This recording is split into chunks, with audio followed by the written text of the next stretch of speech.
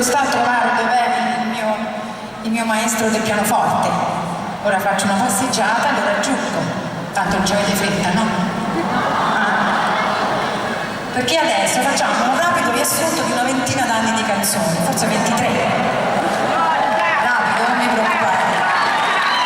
Però cantiamo insieme, per carità. Perché io ne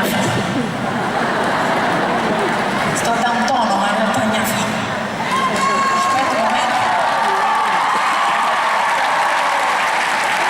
Posso usare il asciugamano, Claudia?